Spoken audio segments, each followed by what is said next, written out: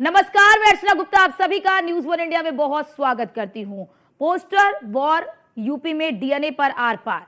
Samajwadi party एक tweet को लेकर शुरू हुई सियासत पोस्ट के बाद पोस्टर पर आ गई है। डिप्टी सीएम ब्रजेश पाठक के डीएनए पर अभद्र पोस्ट के बाद अब लखनऊ की सड़कों पर पोस्टर लगाए गए।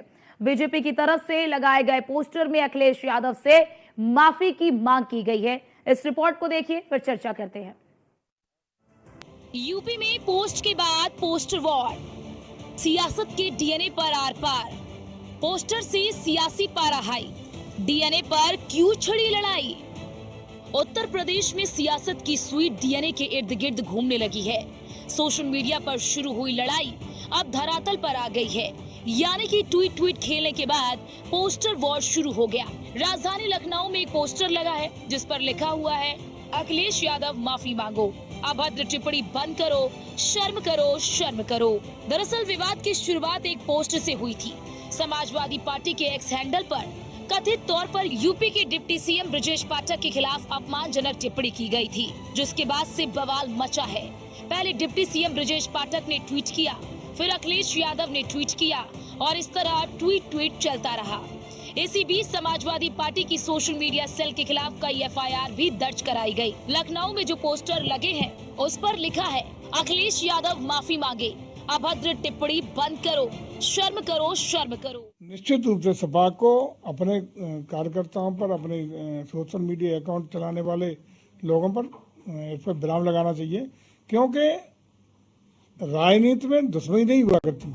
वैचारिक रूप से मतभेद हो सकते हैं, सोच अलग अलग हो सकती है, कार्यशैली अलग अलग हो सकती है, मतभेद हो सकते हैं, लेकिन मनभेद नहीं होने चाहिए। जिस तरीके से व्यक्तिगत रूप से किसी के चरित्र हनन का प्रयास किया जा रहा है, वो मैं समझता हूँ तो भारतीय लोकतंत्र की खूबसूरती है कि ये सब पूरी तरह विराम लगाना चाहिए और इस तरह की गतिविधियाँ इस राजनीतिक वातावरण को विद्युत करने के लिए पैदा नहीं होनी चाहिए।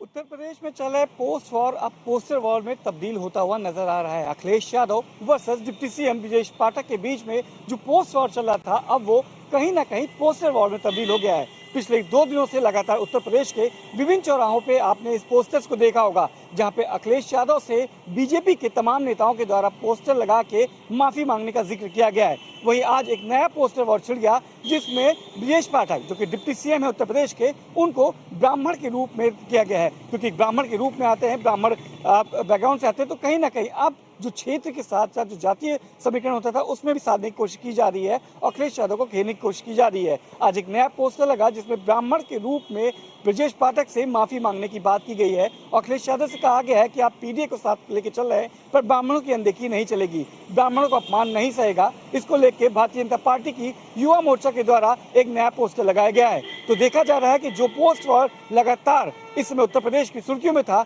अब नए पोस्टर वॉर से एक नई तलखी देखने को मिल रही है। अब देखना होगा कि अखिलेश यादव इस पे क्या तंज कसते हैं या अपने जो सोशल मीडिया पोस्ट है उसको उस पर क्या प्रतिक्रिया लेते हैं। हालांकि अभी तक अखिलेश यादव ने उसका समर्थन नहीं किया था और उस पोस्ट को अभी तक डिलीट भी नहीं किया गया था। इसके बाद अब ये पोस्टर वॉर में तब्दील नजर आने लगी है। समाजवादी पार्टी के अभद्र पोस्ट के बाद ब्रजेश पाठक ने एक पोस्ट किया था। ब्रजेश पाठक ने अखिलेश यादव पर सीधे निशाना साधा।